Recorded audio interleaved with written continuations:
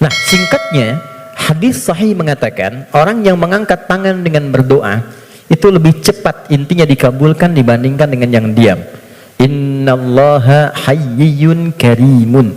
Allah itu maha mulia dan sangat merasa malu kalau seorang hamba mengangkat tangannya tidak dikabulkan doanya. Itu jawaban dari Nabi kepada seorang sahabat yang bertanya, "Ya Rasulullah, kalau ada seorang hamba mengangkat tangan dan memohon kepada Allah, apakah dikabulkan?"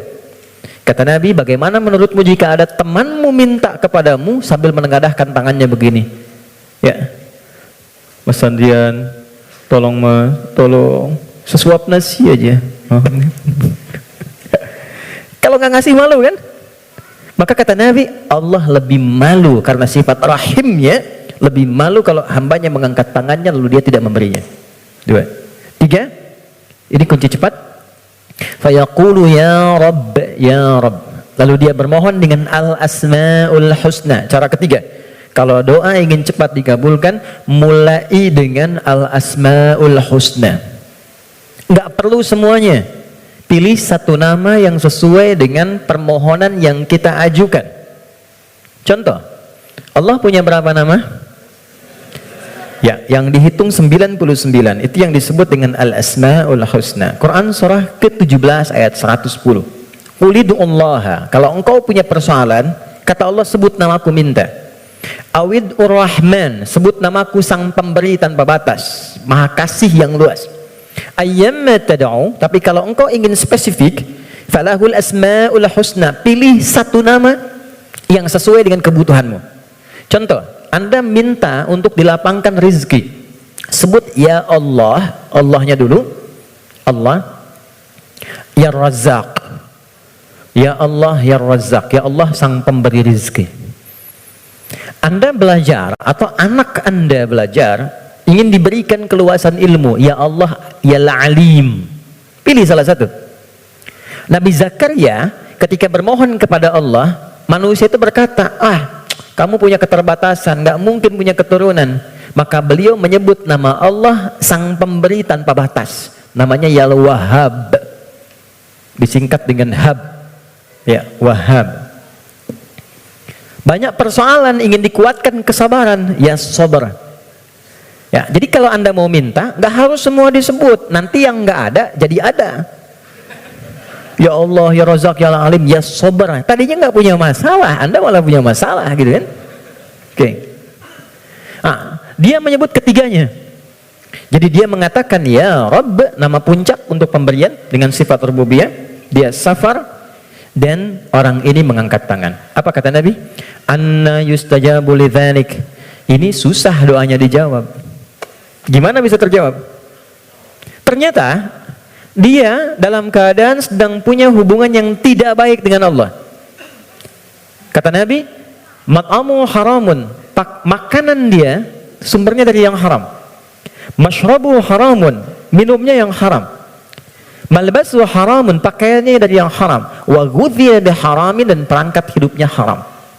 Saya pegang gelas dari tadi, saya ingin tunjukkan begini. Ini gelas masih terbuka, gini, man. Saya bisa masukkan apapun, spidol, pena, even itu air, dan yang lainnya. Tapi kalau mulai itu tersekat begini, apa yang bisa dimasukkan? Kalau sekatnya masih tipis, mungkin masih bisa ditembus. Sepanjang tajam permohonan, air mata keluar, bermohon dengan lembut dan lirih, masih bisa tembus. Tapi kalau yang menutupnya semakin tebal dan kuat, bagaimana bisa tembus? Maksiat yang membuat kita terhubung buruk, jelek sinyalnya, koneksinya bahkan terputus dengan Allah, itu yang menjadikan sekat-sekat yang menghambat cawan hati kita untuk menerima pengabulan doa dari Allah Subhanahu wa Ta'ala. Maka tadi saya katakan di awal, bagaimana ada orang punya hubungan yang kurang baik dengan Allah, saat yang bersamaan dia berani meminta. Bersyukurnya Allah punya sifat Rahman dan Rahim yang masih menampung permintaannya dan mengabulkan. Cuman hamba itu yang harus membuka sekatnya dulu supaya pengabulan itu bisa masuk ke dalam dirinya. Jadi sifat Rahman Allah menjadikan doanya tetap dikabul. Cuman cuman mental. Itu maksudnya. Ya Allah Maha Adil, tetap memenuhi janji, diminta diberikan, cuman terpental. Karena apa? Sekatnya belum dibuka. Nah, untuk membuka sekat itu dan dibangun kembali hubungan baik, itu yang disebut dengan takwa namanya. Ya. Bagaimana Anda bisa meminta khusyuk berdoa? Saya kadang-kadang suka mau senyum sendiri gitu. Ada orang berdoa, tapi gerah juga. Minta khusyuk, tapi dia membawa perangkat haram dalam dirinya. Gambar-gambar yang tak pantas, video-video koleksi yang buruk masuk di handphonenya. Kok bisa masuk sakunya saat yang bersamaan dia sholat? Kok bisa? Nggak malu sama Allah. Kan kita mengetahui Allah Maha mendalami segala hal. Allah Maha mengawasi.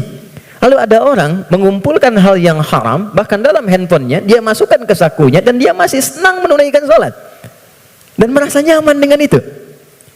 Apalagi dengan keadaan sadar dia hasilkan perangkat dirinya, pakaian dari cara yang tidak benar, kemudian juga perangkat dari cara yang tidak benar, kemudian dia diuji dengan persoalan yang Allah ingin bimbing dia untuk mendapatkan jalan keluar yang baik, tapi dia menggunakan itu dan dengan perasaan bangga dia bermohon kepada Allah. Tapi sekali lagi, karena Allah itu Rahman, sayang, kasih, maka persoalan sebesar apapun yang dirasakan dan bagaimana bentuknya, demi Allah saya katakan, pada akhirnya itu adalah jalan menuju kebahagiaan.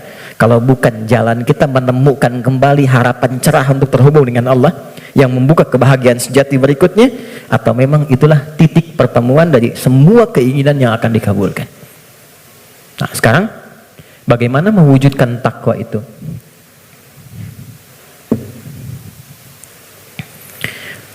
Teman-teman, halo? Kenapa serius begitu? Tenang ya, tenang. Nah, baik. Sekat ini terhambat karena ada penyebab. Penyebabnya yang paling pokok nafsu. Nafsu. Nanti itu yang diprovokasi oleh setan untuk mengeluarkan bisikan-bisikan yang buruk. Nafsu itu setidaknya disebutkan dalam Al-Quran kurang lebih sebanyak 115 kali. 115 kali. Oke. Nah, jadi kita harus mencari kata takwa dalam Quran yang disandingkan dengan nafsu. Kata takwa itu dengan semua derivasinya disebutkan dalam Al-Quran 240 kali. Dan yang bersanding dengan nafsu itu 115 kali. Masya Allah. Tadi masih ingat? Siapa yang menggerakkan nafsu manusia untuk berbuat keburukan? Setan kan? Setan disebutkan 88 kali dalam Al-Quran. Saya ulang.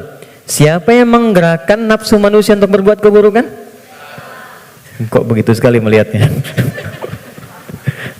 Setan disebutkan sebanyak 88 kali dalam Al-Quran. Saat yang bersamaan, kita pun diberikan oleh Allah itu perangkat takwa, lawan dari nafsu. Quran surah 91 ayat 7-10, wa nafsin wa ma sawwaha fa'alhamaha fujuraha wa taqwaha. Yang fujur itu nama lain dari nafsu, takwa itu bagian ya tertentu dari tubuh kita sebagai gambaran nilai kebaikan. Nah, yang mensupport takwa itu malaikat. Pernah nggak merasakan begini? Ketika azan berkumandang Allahu Akbar, cepat sudah azan, siap-siap. Pernah merasakan itu? Nah, itu yang bisikan malaikat. Pernah nggak ada bisikan begini? Ketika misalnya melakukan satu perbuatan atau terfikir untuk berbuat yang tidak benar, ingin berdusta pada pasangan, hati kecilnya mengatakan jangan lakukan, itu nggak benar. Pernah ada begitu? Itu bisikan malaikat. Teman-teman, malaikat disebutkan dalam Al-Quran sebanyak 88 kali.